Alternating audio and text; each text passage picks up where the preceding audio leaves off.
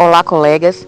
Para darmos continuidade às falas inclusivas, temos a professora Eliane Cerqueira, que hoje traz um depoimento como mãe de uma criança atípica. Desde já, em nome da Secretaria Municipal de Educação de Ilhéus, agradeço à professora Eliane Cerqueira por compartilhar conosco sua experiência materna. Olá, meu nome é Eliane Cerqueira, sou professora da rede municipal de Ilhéus, tenho formação em letras, em pedagogia, especialização em educação de jovens e adultos, em leitura e produção textual na escola e agora concluindo uma especialização em autismo. Tenho uma filha atípica, minha filha está sendo diagnosticada, o processo de diagnóstico dela está em curso, diagnosticada como autista, nível 1, chamado autista leve no espectro. Hoje Maria está com um desenvolvimento bom, ela tem acompanhamento de uma psicóloga, tem acompanhamento de musicoterapeuta, a escola retornou ao semipresencial esse ano. O desenvolvimento de Maria não só estaria melhor se a linguagem dela melhorasse mais um pouco. Ela fala todas as palavras, ela conversa, só que ela não tem a organização da linguagem. Então ela coloca o substantivo no lugar do verbo, o verbo no lugar do substantivo, ela fala em terceira pessoa, então ela diz assim, Maria vai vestir a roupa amarela roupa, ela troca, enfim, mas ela está bem tranquila, ela consegue acompanhar bem os colegas, as atividades da escola, ela consegue reivindicar os seus desejos, a sua vontade, ela toma banho só, escova os dentes, veste a roupa, ela tem uma coordenação motora boa, tanto a grossa como a fina, mas acredito que tudo isso tenha sido motivado pela o estímulo, os estímulos dados a todo momento e todas as ações observadas com muito cuidado. Nós aqui fizemos um parquinho, coisa modesta, durante a pandemia em 2020, nós vimos a necessidade de colocar um balanço, um escorrega, um pula-pula, para que ela tivesse esse lazer, essa necessidade de regulação que ela tem. Minha filha não tem estereotipias, fico atenta a elas, e seguimos estimulando o tempo todo. O diagnóstico praticamente já foi fechado. Uma segunda neuro examinou e chegou também a essa conclusão, que é um aspecto leve, que é o nível 1, mas se não for estimulado, pode piorar, não é? Então a gente segue na luta do estímulo o tempo todo. Uma menina muito meiga, muito carinhosa e felizmente a gente consegue fazer todos esses passos do estímulo, não é? Ela hoje está sem fono, mas é possível que retorne logo para uma fono para continuar no tratamento da linguagem. Não notamos nenhum problema de ordem no desenvolvimento, inclusive ia periodicamente a pediatra. Ela tinha um desenvolvimento motor excelente, andou aos 10 meses. A partir de 1 ano, a gente começou a observar que ela não respondia com palavras dentro da linguagem de uma criança que se espera de uma criança de 1 ano. As respostas, não falava mamãe nem papá, mas a gente esperou que isso viesse com o tempo acontecer.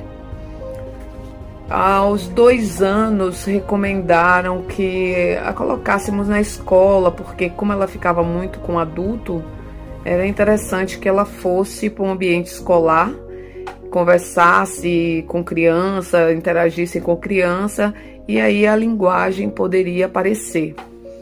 Contudo, a escola nos chamou e fez uma observação. Ela foi para a escola a partir de 2 anos e 4 meses. A escola nos chamou e pediu para que levássemos uma fono. Fui para esse fono e esse fono me pediu que a levasse numa neuropediatra. E depois que eu relatei todas a convivência, algumas situações do cotidiano, de como ela usava o banheiro, como ela interagia com as pessoas da casa, as respostas com o olhar, enfim, a médica acreditou que ela estivesse dentro do espectro autista.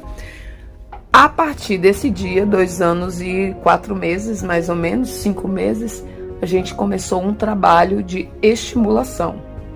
Ela tem muita sensibilidade ao som, a barulhos, e aí eu comecei a todos os estímulos que eu podia deixá-la em contato, eu comecei a usar, lendo muito, vendo muito vídeos, né, como lidar com criança com aspecto autista, mesmo na desconfiança, sem ter sido feito o diagnóstico. E a partir daí, a escola começa a ter um direcionamento no cuidado, na atenção com a criança que até então a tratávamos como se fosse uma criança autista. E a partir daí começou todo o estímulo. Veio a pandemia, né? Isso que eu estou falando para vocês foi em 2019. 2020, continuávamos todos atentos, ela fazendo fono. Quando foi em março de 2020, a escola precisou fechar, o fono acabou o atendimento e ficamos aí, eu comigo mesma e alguns auxílios na internet. Mas em 2020 eu resolvi fazer o curso de autismo, especialização em autismo.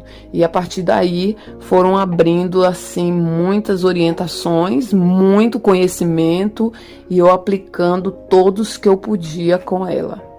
As aulas agora passariam a ser online. E isso foi uma nova etapa de aprendizado e de luta para cuidar de toda essa situação.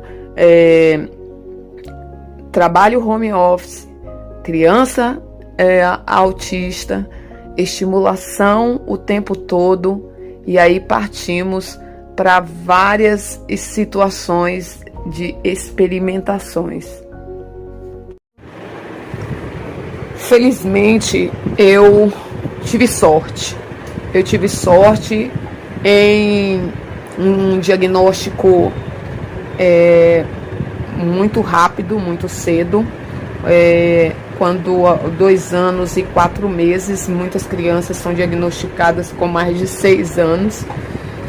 Então, A menina, ela tá na primeira infância, estava na primeira infância e aí deu tempo correr em busca de muitos recursos.